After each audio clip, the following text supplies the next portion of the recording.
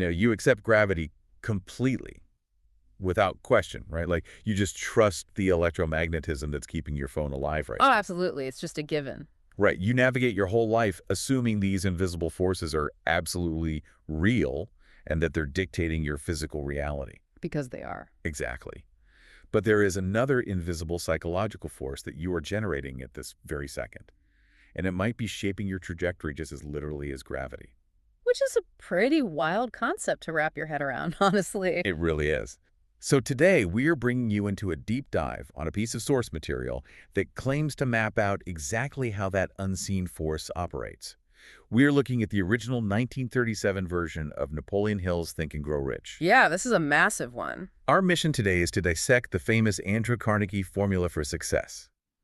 We're looking at a philosophy built on 25 years of research, synthesizing the habits of hundreds of the wealthiest people of that era. And it all really boils down to this single audacious premise, right?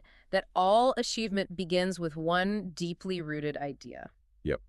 But before we get into the actual mechanics of that formula, we really need to set the stage. Context is absolutely vital here. I mean, we have to remember when this book hit the shelves, it was the tail end of the Great Depression. Right, so the country wasn't just financially broke. Exactly. It was psychologically paralyzed. Widespread fear had just fundamentally rewritten how people viewed their futures. Which explains the tone of the book. Totally. Because of that desperation, it's not written as like a traditional financial ledger or some dry guide to business management. It reads way more like a manifesto on mental resilience. Because people didn't need a spreadsheet, they needed hope. Yes. The core argument is that shifting from a failure consciousness to a success consciousness isn't just about feeling better. It literally alters your material reality. It was offered as a psychological lifeline to a drowning society. Okay, let's unpack this, because the book immediately demands a massive distinction between a passive wish and what it calls a burning desire. Right, those are completely different things in this philosophy. To really grasp the gravity of that difference, Yeah. we need to look at a historical case study the text provides. It's about a man who essentially bet his entire existence on a single, highly specific goal. Oh, the Edwin C. Barnes story. Exactly. So, over a century ago, Barnes locked onto this obsession. He wanted to work with the greatest inventor of the age, Thomas Edison. But the hurdles were just monumental. I mean, he had no introduction to Edison whatsoever. None. And he was completely destitute. A normal person looks at those barriers, classifies the idea as, a nice dream, and just goes and finds a local job. But Barnes completely bypassed logic. He really did. He hopped a freight train, traveling blind baggage. Wait, blind baggage? Yeah, sneaking onto the cargo cars to evade the conductors just to get across the country to Orange, New Jersey. That is dedication. And when he finally walks into Edison's laboratory, he is definitely not wearing a bespoke suit. No, not at all. Edison himself later noted that Barnes looked like an ordinary tramp off the street. But Edison observed something else, right? Like beneath the dirt in the ragged clothes. Yeah, he noted a facial expression that broadcasted an absolute, uncompromising determination to get what he came for. And the wildest detail to me is that Barnes didn't walk in there asking for a job working for Thomas Edison. No, his definite purpose was to work with Edison as a full business partner. Which is just staggering audacity considering his position. What's fascinating here is the psychological mechanism Barnes deployed to actually make it happen. He effectively burned his bridges. Like the old military strategy. Exactly. The text draws a parallel to an ancient warrior who sailed his army to an enemy shore and then ordered his men to burn their own ships. The message to the brain is simply win or perish. Barnes refused to formulate a backup plan. He didn't allow himself the comfort of saying, well, I'll try this for a few months, and if I can't become Edison's partner, I'll go sell shoes. Instead, he takes a minimum wage, menial job sweeping floors in Edison's office. And he stays there for 5 years. Half a decade. Just waiting in the periphery. Yeah, he spends 5 years sweeping floors until opportunity finally sneaks in through the back door. Edison invents this new dictating machine, the Ediphone. And Edison's own seasoned sales team openly rejects it. Right, they claim it's too clunky and just impossible to sell. So Barnes steps right into that void. He tells Edison he can sell it, takes the machine, and does it so effectively that he secures a national contract. He even branded it with that slogan, made by Edison and installed by Barnes. He quite literally thought his way into a multi-million-dollar partnership. But, But let's ground this in reality for a second. If we update this to today, imagine a guy walking into a massive tech conglomerate, looking like a drifter, sweeping the lobby, and quietly demanding to be the CEO's partner. Isn't there a fine line between a burning desire and just being totally delusional? Oh, from the outside, a burning desire absolutely mirrors delusion. Right. But the distinguishing factor, according to the source material, is action sustained over time. Delusion expects the reward without the friction of the work or the agony of the wait. Which explains the 5 years of sweeping. Exactly. Barnes swept floors for 5 years without losing the vision.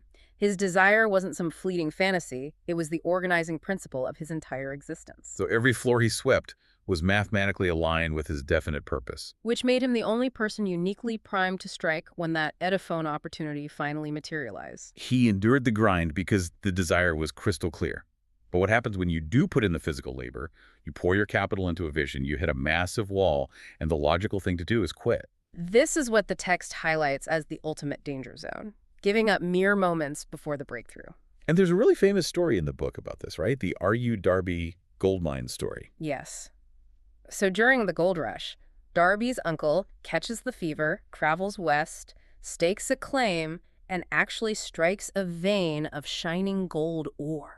So they actually found gold initially. They did. He quietly covered up the find, traveled all the way back home to Maryland, and spent weeks convincing relatives and neighbors to finance the heavy mining machinery. Because you need serious equipment to extract it. Right. So they ship the machinery out, they dig, they pull up the first car of ore, and it is confirmed to be one of the richest mines in Colorado. Wow. So the math is simple at that point. Just a few more cars to clear their massive debts, and then they're immensely wealthy. Exactly. But then suddenly the vein just vanishes. The gold just stops. Just gone. Gone. They keep drilling, desperate to reconnect with the vein, but the earth yields nothing, and the psychological defeat just breaks them. So they completely abandon the project. Yeah, they sell tens of thousands of dollars worth of expensive machinery to a local junk man for just a few $100s, and they take the train back east in absolute disgrace. But the junk man, he doesn't just melt down the drills for scrap, does he? No, he does something incredibly pragmatic. He hires a mining engineer to come look at the site. Which is such a smart pivot. Very. The engineer assesses the rock formations, does some geological calculations, and realizes the original miners were totally ignorant of what are called fault lines.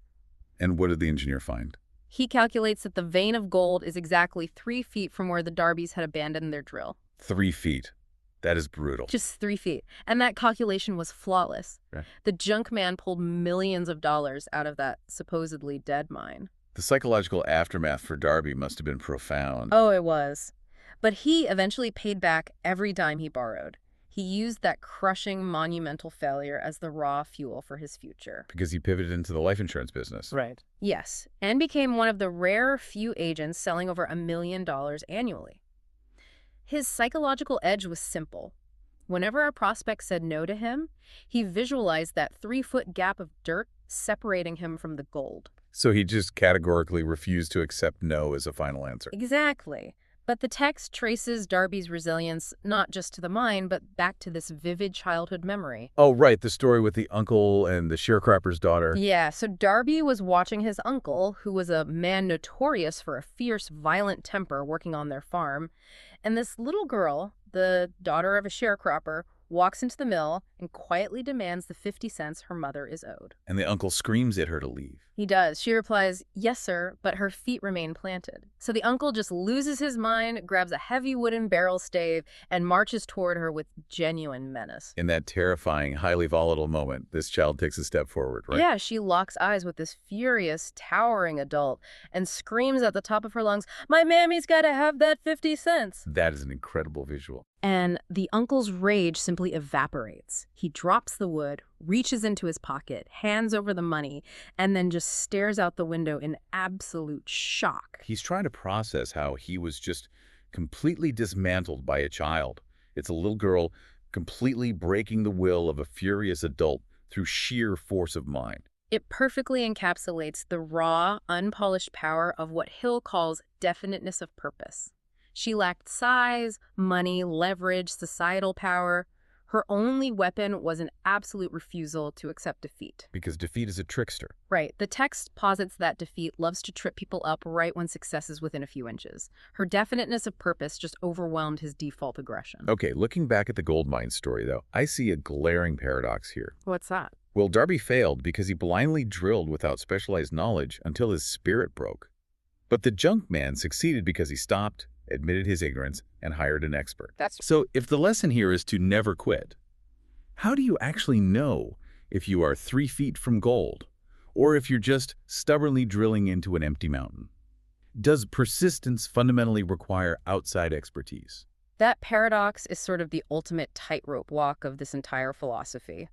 Darby was dealing with established physical laws of geology. I mean, the gold is either in the rock or it isn't. Right, it's a physical absolute. But Ford, whom we'll discuss next, was dealing with raw innovation, creating something that did not exist yet. You hire experts and defer to them to navigate the established physical world. But you defy them when they tell you human ingenuity has reached its limit. Exactly. Blind persistence without a viable plan is just a slow march to ruin. Okay, so that leads us perfectly into bending those limits of human ingenuity. Because sometimes a burning desire requires you to completely and utterly reject the expert's reality. The quintessential example in the text is Henry Ford. Right, the V8 motor. Yeah, Ford visualized the entire 8-cylinder engine cast in a single block. He delivered the mandate to his engineers, who were the brightest mechanical minds available. And they mapped out the metallurgy and the physics, and what did they say? They returned to Ford with a unanimous verdict. Casting an 8-cylinder block in one piece was physically impossible. Ford's response is the stuff of legend, though. He doesn't even argue the physics. He just says, produce it anyway, I want it, and I'll have it. And 6 months pass. The engineers deliver nothing but failure. Another 6 months go by. Still impossible. But Ford will not accept their version of reality. No, he forces them to stay on it. And finally, after a year of relentless pressure, the engineers magically discover the secret to casting the V8 block. He literally willed a physical innovation into existence against the consensus of science. And Napoleon Hill, the author, then applies this exact same mechanism to a deeply personal, intimate crisis. This is the story about his son, right? Yeah. Yes. His own son, Blair, was born without any physical sign of ears. The medical experts examined the infant and delivered a devastating diagnosis. That the boy would be a deaf mute for his entire life. Because the biology was simply missing. But Hill reacts exactly like Ford. He completely rejects the medical consensus. He decides internally that his son will absolutely hear and speak regardless of the anatomical reality. He applies a profound level of what the text calls mental chemistry. Yeah, he begins feeding his son a continuous, calculated stream of white lies. He frames the deafness not as a crippling disability, but as a rare, highly valuable asset. Which is wild. He tells his son that his teachers will give him special focused attention, which they definitely do. And he tells him that if he goes into business selling newspapers, people will buy more from him because they'll admire his sheer industriousness in the face of a handicap. And it actually works. The kid sneaks out, borrows 6 cents, buys a stack of papers, sells them all, and returns home with a 42-cent profit. He proves his own independence. And years later in college, Blair tests a new bone conduction hearing aid. Because he was never allowed to accept a deaf identity. Exactly. So when the technology finally allowed him to hear clearly for the first time in his life, he didn't just marvel at it. He immediately reached out to the manufacturer, secured a job, and dedicated his career to distributing that technology to other deaf people. Fulfilling his father's relentless belief that every adversity carries the seed of an equivalent advantage. Yeah. Here's where it gets really interesting, though. The psychological judo of Hill's parenting is fascinating, but it borders on controversial. How so? Well, Ford forces engineers to build an engine, but Hill actively manipulated his son's psychology to reject a physical diagnosis. Yeah. It sounds like a massive gamble. Are we looking at like a reality distortion field? Like what we see in modern tech founders. Exactly, where you impose your will so forcefully that you alter the environment around you. It is precisely a reality distortion field. It's the absolute refusal to accept the boundaries set by conventional wisdom or biological precedents. The text argues that when belief reaches a certain frequency of intensity, it ceases to be a solitary experience. It affects the people around you. Yes, it fundamentally alters how the environment responds to your demands. So we've covered how this intense desire reshapes an individual's life, overcomes handicaps, builds mechanical engines. But jumping to the macro scale, how does a reality distortion field translate into cold, hard cash and build a foundation of the American economy? To understand the economic application, the text takes us inside a private dinner party on December 12, 1900. At the University Club in New York. Right. The room is packed with the absolute elite of Wall Street, including the era's most formidable financier, J.P. Morgan. And Charles M. Schwab, a 38-year-old steel executive who most of the room initially dismissed, stands up to speak. And he doesn't just pitch a standard monopoly meant to artificially inflate steel prices. No, he pitches a massive, coordinated vision for modern mass production. He wants to consolidate resources, create unprecedented efficiencies, radically cheapen the cost of steel, and dominate the global market. If we connect this to the bigger picture, this is where the text introduces the concept of the mastermind. A mastermind. Yeah, Hill defines a mastermind not as one person bullying others, but as two or more minds coordinating in absolute frictionless harmony toward a definite objective. So Schwab was creating a mastermind alliance right there in that room. Exactly. He painted a picture of an industry that didn't exist yet, and Morgan, a man who had heard every financial pitch on Earth, was completely entranced. Morgan even pulled Schwab aside for a late-night meeting. And Schwab didn't bring a massive team of accountants, right? He didn't have polished PowerPoint slides or ledgers. He had handwritten notes outlining the valuation of the companies required for this mega merger. And based purely on the sheer force of Schwab's conviction, Morgan agrees to buy out Andrew Carnegie's massive empire. That single conversation birthed the United States Steel Corporation. $1 billion enterprise. It proves that the world's most colossal fortunes are not merely the result of moving raw materials around, they are the result of deploying a cooperative vision. So steel was just the physical medium.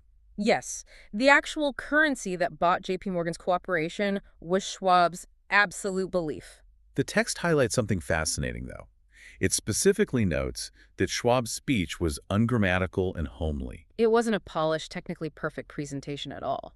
So do the sources suggest that raw emotional conviction actually overrides technical perfection when the stakes are that high? History, and this text, suggests it absolutely does. Technical perfection appeals strictly to the intellect, and the intellect is naturally cautious. It looks for reasons to say no. Exactly. Conviction, however, appeals directly to emotion. The text insists that thoughts mixed with intense emotion are the only things that truly drive human beings to take massive action. Morgan possessed all the capital and technical resources in the world, but he lacked the unifying visionary fire that Schwab brought to the table. Schwab didn't sell a spreadsheet, he sold a vibrant new reality that Morgan desperately wanted to be a part of. We have dissected the historical evidence here, from barn sweeping floors to Darby's lesson on persistence to Schwab speaking a billion-dollar industry into existence. All incredible examples. But how do you, the person listening right now, actually replicate this? What are the mechanical steps to reprogram the brain to generate this kind of force? Well, the source material is highly prescriptive here. It states that faith is the head chemist of the mind. But you don't just wait for faith to appear, right? No, you actively induce it through a process called autosuggestion. This involves giving repeated, conscious, highly specific instructions to your own subconscious mind. The book issues a pretty stark warning about the subconscious, though. It does, because the subconscious mind is completely neutral. It does not care if the thoughts you feed it are constructive or destructive. It will process and manifest poverty, anxiety, and fear with the exact same efficiency that it manifests wealth.